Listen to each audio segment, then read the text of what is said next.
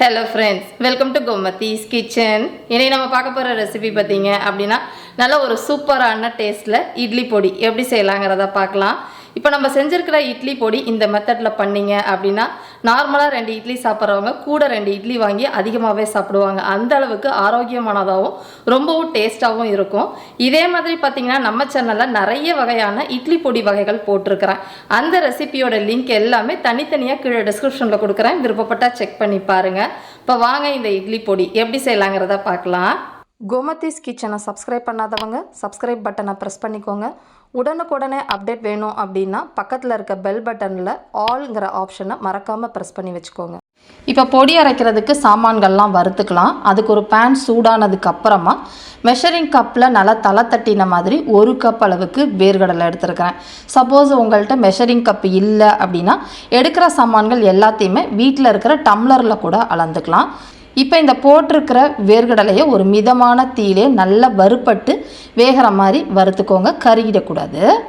இப்போ பார்த்தீங்கன்னா வேர்க்கடலை நல்லா வறுப்பட்டுருச்சு, அந்த தோல் நல்லா உறிஞ்சாலே வறுப்பட்டுருச்சுன்னு அர்த்தம். இந்த டைம் அடுப்பை ஆஃப் பண்ணிவிடுங்க. அடுப்பை ஆஃப் பண்ணிவிட்டு இந்த வேர்க்கடலையை தனியாக ஒரு தட்டுக்கு மாற்றி எடுத்து வச்சுக்கலாம். இப்போ இந்த வறுத்த வேர்க்கடலை நல்லா ஆற விட்டுருங்க. இது நல்லா ஆறிக்கிட்டு இருக்கட்டும். இது ஆறிக்கிட்டு இருக்க சமயத்துக்குள்ளேயே நம்ம மற்ற சாமான்கள் எல்லாத்தையுமே ஒன்று ஒன்றா வறுக்க ஆரம்பிச்சிடலாம். இப்போ இதே பேன்லேயே அடுத்ததாக சேர்க்க போகிறதுன்னு பார்த்தீங்கன்னா மெஷரிங் கப்பு. நீங்கள் எடுத்த கப்பில் 1/2 கப் அளவுக்கு உளுத்தம் பருப்பு, நான் தோல் இருக்கிற உடச்ச உளுத்தம் பருப்பு எடுத்துருக்கிறேன். சப்போஸ் உங்கள்கிட்ட தோல் இல்லாதது இருக்குன்னு நீங்கள் அது கூட பயன்படுத்திக்கலாம். தோலோடு சேர்க்குறப்போ உடம்புக்கு நல்லது, அதனால் சேர்த்துருக்குறேன். இப்போ ஒரு மிதமான தீயில் இதுவுமே நல்லா செவந்து வாசனை வர மாதிரி வறுத்துக்கோங்க. இப்போ பார்த்தீங்கன்னா உளுத்தம் பருப்பும் நல்லா வறுப்பட்டுருச்சு. கமன்னு வறுப்படுறப்ப வாசம் அடிக்கும். கருக விட்டுட்டிங்கன்னா கசந்து போயிடும். அதனால் இந்த ஸ்டேஜ் அடுப்பை ஆஃப் பண்ணிவிட்டு இந்த வறுத்த உளுத்தம் பருப்பை தனியாக எடுத்து வச்சுக்கோங்க, வேர்க்கடலையோடு கலந்துட வேண்டாம். இப்போ பக்கத்தில் காட்டுறேன் பாருங்கள், இந்த அளவுக்கு நல்லா செவந்தாதான் வாசனையாக இருக்கும். இப்போ அடுத்ததாக வறுக்க போகிறதுக்குன்னு பார்த்திங்கன்னா அதே பேனில் 1 டீஸ்பூன் எண்ணெய் சேர்த்துருக்குறேன். எண்ணெய் நல்லா காஞ்ச பிறகு எடுத்த கப்லேயே 1 கப் அளவுக்கு கருவேப்பிலை சேர்த்துருக்குறேன். கருவேப்பிலை பார்த்திங்கன்னா நல்லா கழுவிட்டு காய வச்சுக்கோங்க, ஈரம் இல்லாமல் காய வச்சுட்டு உங்கள் கைப்பிடியால் 1 கைப்பிடி போட்டுக்கிட்டிங்கனாலும் உங்களுக்கு சரியாக இருக்கும். இப்போ இந்த கருவேப்பிலை நல்லா மொறுன்னு வர மாதிரி மிதமான தீயிலே வறுத்து விடுங்க. இப்போ பார்த்தீங்கன்னா கருவேப்பிலை ஒரு 3/4 வாசி வறுபட்டுருச்சு, இன்னும் முழுசாக வறுபடலை. இந்த சமயத்தில் இந்த பொடிக்கு ஏற்ற காரத்துக்கு தகுந்த மாதிரி மிளகாயும் சேர்த்துக்க போகிறோம். நான் பார்த்திங்கன்னா ஒரு 10லேருந்து 12 வரமிளகாய் சேர்த்துருக்குறேன். மிளகாய் காரத்துக்கு தகுந்த மாதிரி உங்களுக்கு பொடி எவ்வளோ காரமாக வேணுமோ மிளகாயை கூட குறைச்சி சேர்த்து இதையும் நல்லா வறுத்து விடுங்க. இப்போ பார்த்தீங்கன்னா போட்டிருக்கிற கருவேப்பிலை மிளகாய் எல்லாமே நல்லா வறுபட்டுருக்கு, உங்களுக்கு பார்க்குறப்பே தெரியும்னு நினைக்கிறேன். இந்த ஸ்டேஜ் அடுப்பை ஆஃப் பண்ணிவிட்டு நம்ம உளுத்தம் பருப்பு எடுத்து வச்சுருந்தோம் பார்த்தீங்களா, அதே தட்டில் இதை மாற்றி எடுத்து வச்சுக்கோங்க. இந்த கருவேப்பிலையை பொறுத்த வரைக்கும் நல்லா மொறுன்னு வறுத்தா தான் பொடி உங்களுக்கு வீணாகாமல் இருக்கும். இப்போ சூடாக எடுத்து நொறுக்கி பார்த்தீங்க அப்படின்னா கொஞ்சம் வதன்னு இருக்க மாதிரி இருக்கும். இதுவே நல்லா ஆறிடுச்சு அப்படின்னா மொறுன்னு உங்களுக்கு இருக்கும், பொடிக்கிறதுக்கும் வசதியாக இருக்கும். இப்போ அடுத்த சாமான்கள் வறுக்கிறதுக்கு இதே பேனில் இன்னொரு 1/2 டீஸ்பூன் அளவுக்கு எண்ணெய் சேர்த்துருக்குறேன். எண்ணெய் நல்லா காஞ்ச பிறகு இந்த பொடிக்கு கொஞ்சமாக புளி சேர்க்குறப்ப டேஸ்ட்டு செம்மையாக இருக்குங்க. புளியோட புளிப்புக்கு தகுந்த மாதிரி புளியை சேர்த்துக்கோங்க. என்னோடய புளி நல்ல புளிப்பாக இருக்கும், அதனால் சின்ன கோழி குண்டு அளவுக்கு புளியை சின்னதாக பிச்சு சேர்த்துருக்குறேன். புளியோட புளிப்பு கம்மியாக இருக்குன்னா இன்னும் கொஞ்சம் ஜாஸ்தியாக போட்டு கூட நீங்கள் சேர்த்துக்கலாம், நல்லாயிருக்கும். இப்போ இதோடையே பார்த்தீங்கன்னா பூண்டு பல் ஒரு சின்ன சைஸில் இருக்கிறது 8 பல் பூண்டு சேர்த்துருக்குறேன். இப்போ இந்த பூண்டு புளி இந்த எண்ணெயிலேயே நல்லா செவந்து வர மாதிரி வறுத்து விடுங்க.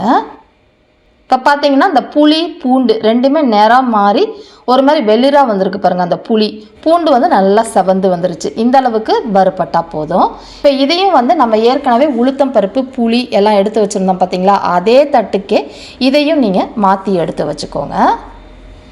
இப்போ வறுத்த சாமான்கள் எல்லாமே நல்லா ஆறணும். ஆறுனதுக்கு அப்புறமா தான் பொடிக்கணும். பொடிக்கிறப்ப என்னென்ன சாமான்கள் சேர்க்கலாம் அப்படிங்கிறத நான் உங்களுக்கு சொல்கிறேன். இப்போ இந்த பொடி பொடிக்கிறதுக்கு ஈரமே இல்லாத ஒரு மிக்ஸி ஜார் எடுத்து வச்சுக்கோங்க. இப்போ இதில் முதல்ல சேர்க்க போகிறதுன்னு பார்த்தீங்கன்னா கடலை இல்லாமல் மற்ற எல்லா சாமான்களும், அதாவது உளுத்தம் பருப்பு, கருவேப்பிலை, வரமிளகாய், புளி, பூண்டு இந்த சாமான்களை மட்டும் முதல்ல சேர்த்துக்கோங்க. இதிலே வந்து இந்த பொடிக்கு ஏற்ற நம்ம உப்பு சேர்த்துக்க போகிறோம். நான் வந்து கல் உப்பு சேர்க்க போகிறேன். அதனால் ஒரு 1.25 டீஸ்பூன் அளவுக்கு உப்பு சேர்த்துருக்குறேன். இதுவே நீங்கள் டேபிள் சால்ட் அப்படின்னா 3/4 டீஸ்பூன்லேருந்து 1 டீஸ்பூன் உப்பு போட்டால் போதும். கூடவே பெருங்காய பொடி பொடியாக இருக்கிறதுனால நான் 1 டீஸ்பூன் சேர்த்துருக்குறேன். இதுவே கட்டி பெருங்காயம் நீங்கள் நல்ல எண்ணெயில் ஒரு சின்ன அளவு பொரிய விட்டுட்டு அப்புறமா கூட நீங்கள் சேர்த்துக்கலாம், நல்லாயிருக்கும்.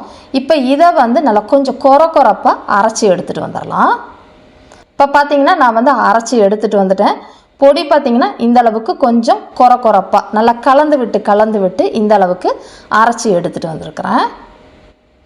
இப்போ இதில் வந்து நம்ம வறுத்த வேர்க்கடலை, நான் வந்து பார்த்திங்கன்னா தோல் எடுக்கலை வேர்க்கடலையிலேருந்து. உங்களுக்கு வேணும்னா நீங்கள் வேர்க்கடலைலேருந்து தோலை எடுத்துகிட்டு கூட நீங்கள் சேர்த்துக்கலாம். இந்த தோல்லையும் சத்துக்கள் இருக்குது, அதனால் இதை வேஸ்ட் பண்ண வேண்டாம். இப்போ இதை போட்டதுக்கப்புறமா 2-3 தடவை நல்லா கலந்து பொடி உங்களுக்கு எந்த அளவுக்கு நைஸாக வேணுமோ அதுக்கேற்ற மாதிரி பொடிச்சுக்கோங்க. இப்போ பார்த்தீங்கன்னா பொடிச்சு எடுத்துகிட்டு வந்துட்டேன். நல்லா இந்த அளவுக்கு நான் ஓரளவு கொரப்பாக அரைச்சிருக்கிறேன். ரொம்ப நைஸாகவும் பிடிக்கல, ரொம்ப கொரப்பாகவும் பிடிக்கல. இப்போ இதை ஒரு பவுலில் மாற்றிட்டு நல்லா கலந்து கொடுங்க. இந்த கடலை போட்டிருக்கனால அங்கங்கே கட்டியாக இருக்கிற மாதிரி இருக்கும். எல்லாத்தையும் இந்த மாதிரி கட்டிகளை உடச்சி விட்டு கிளறி விட்டுறலாம். நம்மளோட ரொம்ப ஆரோக்கியமான செம்ம டேஸ்டான வேர்க்கடலை பொடி ரெடி ஆகிடுச்சுங்க. இதை வந்து நீங்கள் வெளியில் வச்சுக்கிட்டிங்கன்னா 10லேருந்து 15 நாள், ஃப்ரிட்ஜில் வச்சுக்கிட்டிங்கன்னா 30 நாள் வரைக்கும் கெட்டு போகாது. இதே மாதிரி அளவுகளோட இந்த வேர்க்கடலை பொடியை நீங்களும் செஞ்சு பாருங்கள். செஞ்சு பார்த்துட்டு எப்படி இருக்குங்கிறத கமெண்ட் பண்ணுங்கள். வீடியோ பிடிச்சிருந்தாலும் கமெண்ட் பண்ணுங்கள், லைக் பண்ணுங்கள், ஷேர் பண்ணுங்கள். மறக்காமல் கோமதீஸ் கிச்சன் சேனலையும் சப்ஸ்கிரைப் பண்ணி வச்சுக்கோங்க. தேங்க்ஸ் ஃபார் வாட்சிங்.